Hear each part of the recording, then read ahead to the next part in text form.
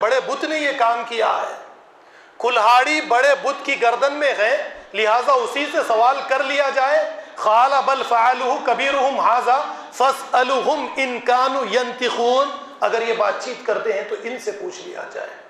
قوم کے سامنے پھر سے حجت قائم کر دی، اور اس کے بعد کا واقعہ آپ اچھی طرح سے جانتے ہیں۔ کہا گیا قالوا حرقوہ وانصروا آلہتکم ان کنتم فاعلین، اگر کچھ کرنا چاہتے ہو تو حضرت ابراہیم کو آگ میں ڈال کر جلا دو، اپنے الہوں کی اگر مدد کرنا چاہتے ہو۔ آپ ذرا غور کیجئے کہ حضرت ابراہیم علیہ السلام کی استقامت۔ خیر، آپ کو آگ میں ڈالا گیا، اللہ رب العالمین فرماتے ہیں قلنا یا نار کونی بردا وسلاما علی ابراہیم، اے آگ ابراہیم کے لیے ٹھنڈی ہو جا، سلامتی، امن اور سلامتی والی ہو جا۔ یہ ہے حضرت ابراہیم علیہ السلام کا ایمان، اللہ پر توکل اسے کہا جاتا ہے۔ اب اس کے بعد میں والد کو چھوڑا، اپنے شہر کو چھوڑا، اپنے خاندان کو چھوڑا، اپنے قبیلے کو چھوڑا، اور یہاں سے آپ نے ہجرت کی، فلسطین کی طرف یعنی شام کی طرف آپ نے ہجرت کر لی۔ اور ہجرت کرنے کے بعد میں بھی آپ جانتے ہیں کہ آپ کو اولاد نہیں ہوئی، اور بڑھاپے کی حالت میں جب آپ کو اولاد دی گئی تو پھر آپ قربانیوں کے ایک سلسلے پر نظر ڈالیے۔ حضرت ابراہیم علیہ السلام سے کہا گیا کہ ابراہیم دیکھو، یہ ملک شام ہے، مصر ہے، فلسطین کی سرزمین ہے، یا دوسرے ممالک ہے، یا یمن ہے، یا اس طریقے سے روم آپ جو بھی لے لیجئے، یا فارس ہے، یہ تو آباد ہو چکے، ان کے اندر مملکتیں قائم ہے، یہاں پر تہذیب ہے، انسان بستے ہیں، لیکن ایک زمین میں نے آج تک کے لیے خالی چھوڑی ہے۔ اب یہاں کے انسانوں کے اندر حضرت آدم کے بعد میں بت پرستی کا ایک رواج ہو چکا ہے۔ یہاں کے انسان، ان کو اس لیے اس دنیا کے اندر بھیجا گیا تھا کہ یہ خالص اللہ کے غلام بنے، اللہ کی عبادت کرے، اللہ کے نیکوکار بندے بنے، لیکن یہاں کا معاشرہ جو ہے شرک پر مبنی معاشرہ ہے۔ اب ایک اور سرزمین ہے، ریگستان کی سرزمین ہے، یہاں پر ہم نے آج تک کسی انسان کو آباد نہیں کیا ہے۔ ابراہیم تمہیں بیٹا دیا جا رہا ہے اسماعیل، اور اس بیٹے کو لے جا کر تمہیں ریگستان کے اندر آباد کرنا ہے، ایک ایسے ماحول میں جہاں کوئی انسان موجود نہ رہے، اور وہاں پر تمہارے بیٹے کی تربیت صرف تمہاری بیوی حضرت حاجرہ کرے، وہ تمام کی تمام تہذیبوں سے صاف ہو کر، یعنی انسانی ماحول سے صاف ہو کر، فطرت کے مطابق اس فطرت کے مطابق اس کی تعمیر ہو، اس کی شخصیت پلے بڑے فطرت کے مطابق، اور وہ فطرت کے مطابق پل کر بڑھ کر پلے بڑھے، تربیت پائے، اور ایک ایسا بچہ، ایک ایسا انسان بنے کہ جب باپ اس کے پاس آ کر یہ کہے کہ اے میرے پیارے بیٹے، انی ارا فی المنام انی اذبحک فانظر ماذا تری، اے میرے پیارے بیٹے، ریگستان کی سرزمین پر تم پلے بڑے ہو، ریگستان کی سرزمین پر تم پلے بڑے ہو، تمہاری ماں حاجرہ نے تمہاری تربیت کی ہے، اب اللہ تم سے امتحان لینا چاہتے ہیں، اللہ نے مجھے یہ دکھایا کہ میں تمہیں قربان اللہ کو راضی کرنے کے لیے کر رہا۔ قربانی، ایک قربانی، بیٹا پیدا ہوا، یہ کہا گیا کہ ابراہیم ریگستان میں لے جا کر، ایک ایسی سرزمین میں لے جا کر تمہیں اسماعیل کو اور بیوی کو حاجرہ کو چھوڑنا ہے، نہ جہاں پر نہ پانی ملے گا، نہ کھانے والی کوئی چیزیں ملیں گی۔ ربنا انی اسکنت من ذریتی بواد غیر ذی زرع، غیر ذی زرع کہا گیا، اناج نام کی کوئی چیز وہاں پر موجود نہیں رہے۔ انی اسکنت بواد غیر ذی زرع عند بیتک المحرم، میرے پاک گھر کے قریب لے جا کر تمہیں حضرت اسماعیل کو اور حاجرہ کو چھوڑنا ہے، اور جب اسماعیل تھوڑا سا بڑا ہو جائے تو دوسری قربانی تمہیں کیا دینی ہے؟ حضرت اسماعیل کی گردن پر چھری رکھنی ہے اور اس سے سوال کرنا ہے، بیٹا تیار ہو قربانی کے لیے؟ یا ابت افعل ما تؤمر ستجدنی انشاءاللہ من الصابرین، اے والد اللہ نے حکم دیا آپ میری قربانی کر دیجئے، کوئی بات نہیں، آپ مجھے صابر پائیں گے۔ یہ ہے دین، اور اس دین پر عمل کرنے والے کو کہا جاتا ہے مسلم، اور اس طریقے سے جو عمل نہیں کرتا اسے برا لگتا ہے تو معاف کیجیے، کافر کہا جائے گا۔ کیا کہا جائے گا؟ کافر کے معنی انکار کر دینا۔ اس طریقے سے جو دین اسلام پر عمل کرتا ہے مسلم، حضرت ابراہیم علیہ السلام کے نقش قدم پر اتباع کرتا ہے مسلم۔ جو اس طریقے سے دین پر عمل نہیں کرتا، جو اچھا لگے لے لے، جو برا دکھے چھوڑ دے، اسے مسلم کیسے کہیں گے؟ آپ بتائیے، صاف قرآن سے ثابت ہو رہا ہے۔ اور ایک نقشہ، ایک معیار، ایک پیٹرن حضرت ابراہیم کی شکل میں ہمیں دیا گیا ہے۔ صرف ہمیں نہیں دیا گیا بلکہ سارے انبیاء علیہ السلام کو بھی یہی پیٹرن دیا گیا۔ یہ پیٹرن ہے تمہارے لیے، یہ نمونہ ہے تمہارے لیے، یہ نقشہ ہے تمہارے لیے، اس کے مطابق زندگی گزارو گے کامیاب۔ جب ابراہیم کے طریقے کو چھوڑ دو گے کوئی چیز تمہاری قبول نہیں کی جائے گی۔ یا ابت افعل ما تؤمر ستجدنی انشاء اللہ من الصابرین۔ اے میرے والد، آپ کو حکم ملا میری گردن پر چھری رکھیے، مجھے ذبح کیجئے، یقیناً آپ مجھے صابروں میں، آپ مجھے صبر کرنے والوں میں پائیں گے۔ میں نے سورہ نساء کی آیت آپ کے سامنے رکھی، دیکھیے، وَمَنْ أَحْسَنُ دِينًا مِمَّنْ أَسْلَمَ وَجْهَهُ لِلَّهِ، اور دین کے مسئلے میں اس سے زیادہ اچھا اور کون ہو سکتا ہے جس نے اپنا سر تسلیم کم کر دیا، اللہ کے احکامات کے آگے اپنے آپ کو جھکا دیا، اپنا چہرہ اللہ کے قانون کے آگے جھکا دیا۔ وَاتَّبَعَ مِلَّةَ إِبْرَاهِيمَ حَنِيفًا، اور پیروی کرے وہ ابراہیم کی، اور پیروی بھی کیسی؟ تمام کی تمام چیزوں سے اپنے آپ کو پھیر دے، اپنے آپ کو ہٹا لے۔ جس طریقے سے ابراہیم یکسو ہو کر ایک اللہ کی جانب ابراہیم نے اپنا رخ کر دیا تھا، اسی طریقے سے اپنا رخ کر دے اللہ کے قانون کی طرف۔ قرآن کو میں کس لیے پڑھتا ہوں؟ احصال ثواب کے لیے، ثواب حاصل کرنے کے لیے۔ بڑا آسان ہے، آپ روزانہ 10 پارے بھی ختم کر سکتے ہیں، ثواب حاصل کر سکتے ہیں، یا احصال ثواب کے لیے جمع کر کے مرحومین کو آپ بھیج بھی سکتے ہیں یہاں سے دوسری دنیا میں۔ بڑا آسان ہے۔ کسی کے لیے کچھ مشکل ہے؟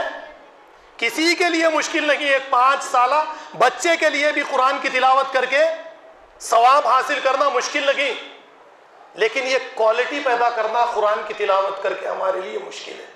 ہم یہی کوالٹی اپنے اندر پیدا کرنا نہیں چاہتے قرآن کی تلاوت کے بعد۔ یہی سب سے بڑی گڑبڑ ہے ہماری زندگیوں میں۔ قرآن چاہتا ہے کہ کردار کو دیکھو، یہ کردار لو۔ ہم کردار لینا نہیں چاہتے، نہ ابراہیم کا کردار چاہیے، نہ یوسف کا کردار چاہیے۔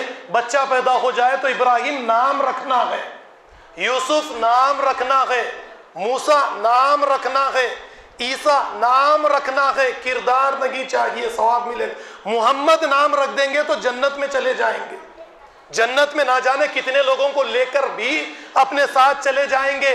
بڑا آسان ہے یہ چیزیں آج جو ہم نے اڈاپٹ کی ہے نا، یہ چیزیں یہ بڑی آسان ہے۔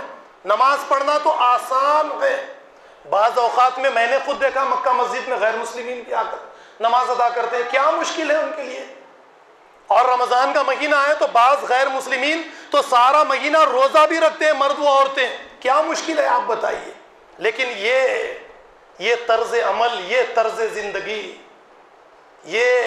یہ کردار کا اخذ کرنا، اس کے مطابق اپنی زندگی بنانا، یہ مشکل کام ہے، یہ نہیں چاہیے۔ اس کے لیے قرآن کی کوئی تلاوت نہیں کرتا ہے، کریے اس کے لیے قرآن کی تلاوت۔ زندگی میں انقلاب آئے گا جب ہم قرآن کی تلاوت کریں گے۔ اب چلیے، یہ حضرت ابراہیم علیہ السلام کی مختصر سی زندگی کا خاکہ قرآن کریم کی چند صورتوں سے، آیات سے لے کر میں نے آپ کے سامنے رکھ دیا۔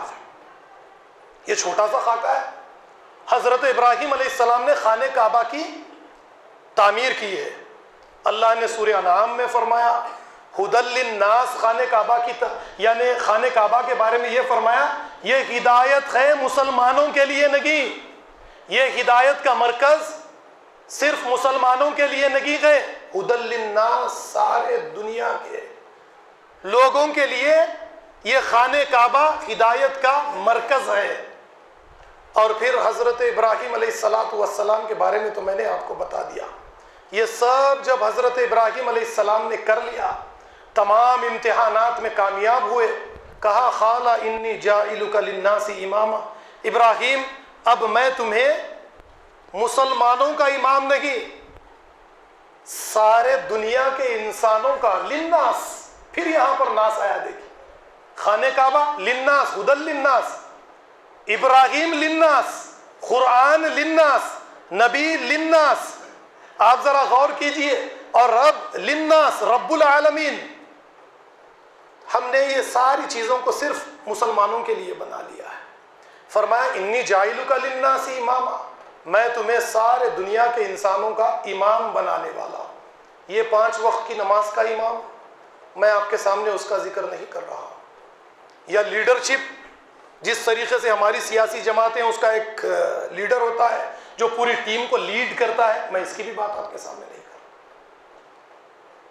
یعنی آپ اگر لغت میں امام کے معنی اگر آپ دیکھیں گے تو آپ کو پتا چلے گا کہ جیسے کوئی مستری ایک دیوار بناتا ہے اور دیوار کو سیدھی رکھنے کے لیے، سیدھی اٹھانے کے لیے ایک تاگے اور ایک لٹھو کا استعمال کرتا ہے، آپ دیکھتے ہیں، اور وہ اس کے مطابق ایک لٹھو اور تاگے کے ذریعے سے اینٹ پر اینٹ رکھتا چلا جاتا ہے۔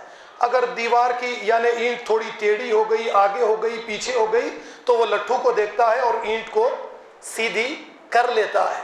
تو عربی میں امام اس لٹھو اور تاگے کو کہتے ہیں۔ یعنی حضرت ابراہیم علیہ السلام کو ساری دنیا کے انسانوں کا امام اس لیے بنایا گیا ہے کہ ان کے اندر، انسانیت کے اندر، ہر مسئلے میں، معاشی مسئلے میں، سیاسی مسئلے میں، آئلی مسئلے میں، جہاں کہیں پر بھی ٹیڑھا پن آ جائے، حضرت ابراہیم علیہ السلام ان کو سیدھا کر دے، ان کو ایک قوموں کو ایک ملت، ایک امت کے اندر حضرت ابراہیم علیہ السلام تبدیل کر دے، تو امام اسے کہتے ہیں۔